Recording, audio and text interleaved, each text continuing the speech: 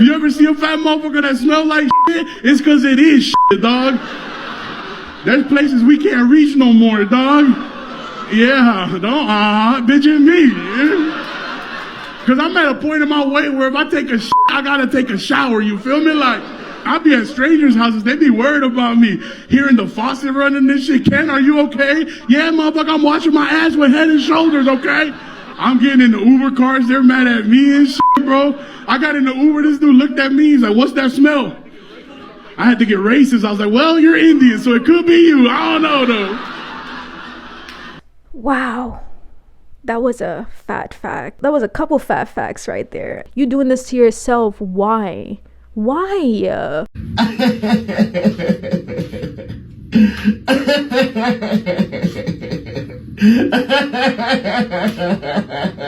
Nobody wants to smell like shit because you fat. Hell, nobody wants to have to clean you because you're 30 and you've gotten so fat that, like, I have to help you with. Come on, let's get it together, please. I know that a lot of times when people say anything that may be seen as against the fat acceptance movement, you're immediately seen as someone who's fat phobic. And I don't think that to be against this idea of fatness being normalized means that you are automatically fat phobic. You're overeating. You need to stop. With that said, let's just dive right into the video for today. We're fat. Of course we grew up wearing a t-shirt over our bathing suit. We're fat. Of course the only medical advice we've ever received is to lose weight, no matter the ailment. We're fat. Of course men are rude to us in public, but slide into those DMs. We're fat. Of course I've done the Weight Watchers diet. Slim Fast. Jenny Craig. Nutrisystem. South Beach. Kellogg's Red Berries. Atkins diet. Whole30. We're fat.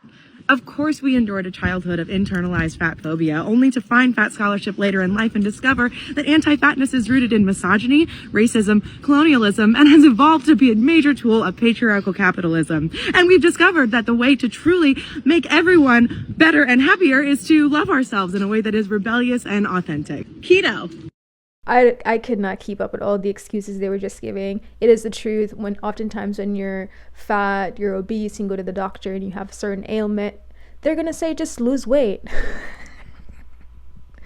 And I'm laughing because as a smaller bodied person, sometimes I go to the doctor or I look up things online. I'm like, okay, I'm feeling this type of way. And they're like, this usually happens with fat people. And I'm like, I'm not fat. What's the answer? The default for the medical system is to say that you should lose weight. But yes, you should lose weight. Capitalism is absolutely for you eating.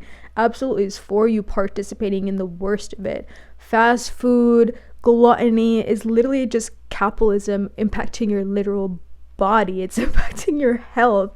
Fat people can be healthy and skinny people can be unhealthy. You can maintain where you are or you can continue getting worse. But typically when you're fat, you're more prone to health issues. That is just a fat fact. Ooh. So y'all already know I'm a fat girl who loves to eat. Ooh. Ooh. And this is everything I ate at Coachella. We started out strong with a lobster roll, and it was so yummy but so expensive. Then I had a spicy tuna poke bowl. Then, of course, I needed some chicken tendies, and I ended strong with a street dog. Yummy! Everything that girl just ate is something that I would eat. That lobster roll looked too good. It looked like there was like caviar on it. I ain't gonna lie, I never had caviar before, but that lobster roll looked too good.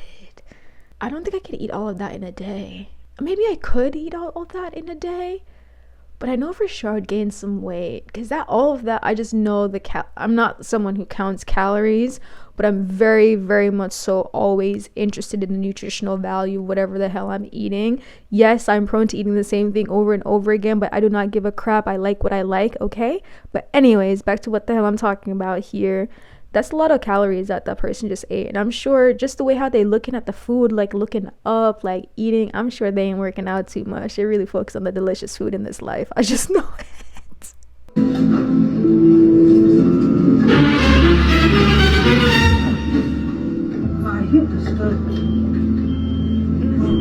How the hell you get inside? Girl, you gotta walk.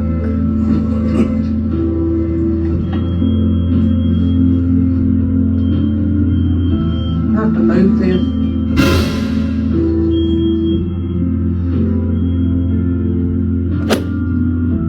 I've never been in a situation where I could not get through the door. She really just dragged that. Like, first of all, you can walk. Why the hell? You know what? It's okay. You can do whatever you want with your body, okay? But anyone can tell that that door is kind of small and she ain't gonna fit through it. Why couldn't she tell? Why did she have to do that to herself? That's kind of embarrassing. I'm sorry. It just kind of a little bit is. Sometimes I ain't got no business watching certain things. I'm not someone in public where I'm gonna be like, oh, you're fat, like you're disgusting, you're fat, you should lose weight. I'm not that person. I don't do that. I think that's very disrespectful. Like, there's a time and place for everything. Obviously, this is my YouTube channel, so I can talk whatever shit I want, but also I'm not trying to offend anyone. I'm just trying to talk facts here. And I'd rather a person be fat and alive than fat and dead. I'm sorry. It's just the truth, because life is beautiful, and even if you're fat, you can still experience it. I mean, damn, it's not gonna be that easy sometimes, but you can still experience it. Like, fat people deserve to live too, is what I believe. I'm fat, so I make sure that I'm never the first one to suggest that we go out to eat. I'm fat, so I'm not gonna take a second helping until someone else does. I'm fat, so I'm always going to check and see if a chair can hold me before I sit down. I'm fat, so I'm gonna ask for a seatbelt extender on the airplane. I'm fat, so most necklaces aren't gonna fit me without an extender. I'm fat, so most people who are attracted to me view it as a fetish. I'm fat, so I have a bad relationship with a lot of the older women in my family. I'm fat, so if I'm uncomfortable or meeting someone new, I'm gonna have a pillow over my stomach. I'm fat, so I'm never gonna assume someone's attracted to me or ask someone out unless they make it clear to me that they're interested. These videos are hard for me to watch. Like, oh, I'm fat, so this, I'm fat, so this. The first one was hard, and this one is even harder because I'm hearing so many excuses. I'm hearing solutions. Clearly, it's like, hey, I want more food, but I'm not just gonna like do it because everyone's gonna judge me if I just like go and eat this food. I would do that just to respect, to make sure that everyone's having like the appropriate amount. But if you're so fat to the point where, like, not to be like fat people didn't always exist, but the amount of people who are fat today, it wasn't always like that. Okay, I'm not gonna look up the metrics here, but I know I'm talking fat facts.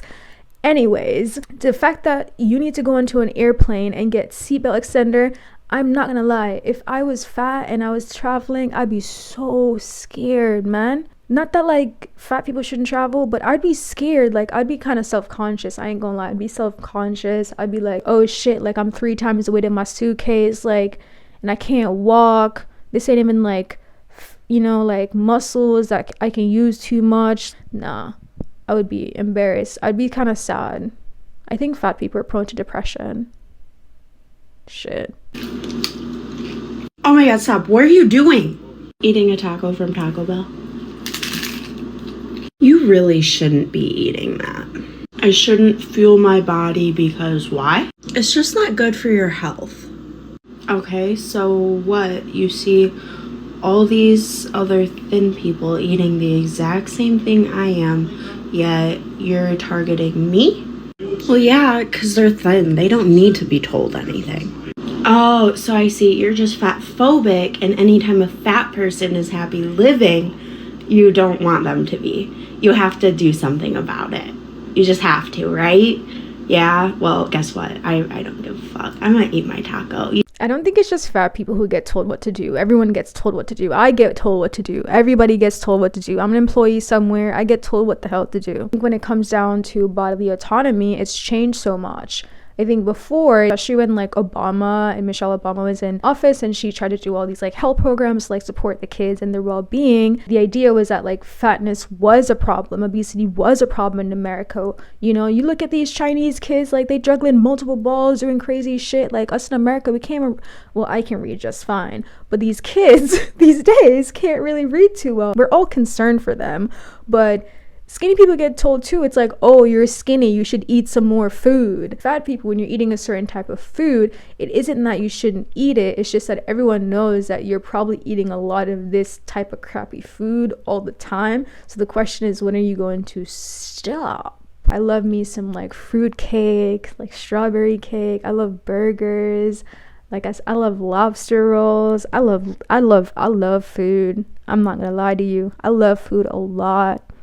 I could eat all day. But at the same time, I believe in trusting my stomach, meaning that after I eat a certain amount of food, if I feel that I am full and my stomach is probably popping out too much, I know that I need to control myself. Self-control is just as important as self-awareness. You got a problem. You got a problem.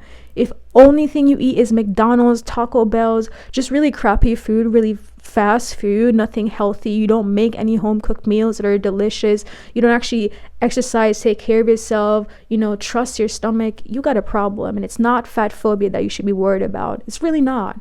Technology is definitely helping a lot of people with disabilities, but sometimes we can strive to be stronger than our disabilities. Some people are born not being able to walk. They would rather have the option of being able-bodied and be able to walk than to be like, oh, you have this great body that can function so well for you, but what do you choose to do? You choose to eat yourself to bed rest. Every action always leads to a reaction. You can smoke a pack a day for the rest of your life and you think you're fine because you don't have cancer, but the whole time your teeth's fucked up. Excuse my language. The whole time your teeth's getting messed up, A lot of people get shamed for different reasons, and it may not be a shame that you experience from other people, but a shame that your literally body is giving to you. Like your body's like, your teeth messed up because you did this and that. Like it happens.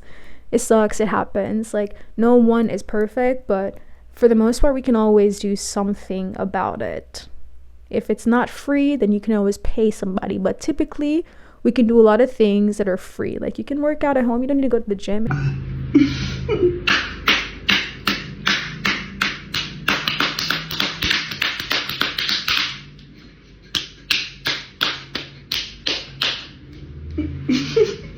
People are dying of so many things every day. At least if we eat better, make better food choices, we increase our ability to live longer. And I feel like that's the best reward in life, being able to live longer, and be free for as long as possible. And part of having freedom is not just the freedom to put whatever you want into your body, but is the freedom to be able to experience the beauty of life with your body. So yeah, I hope you guys like this video, and don't forget to like and subscribe. Bye.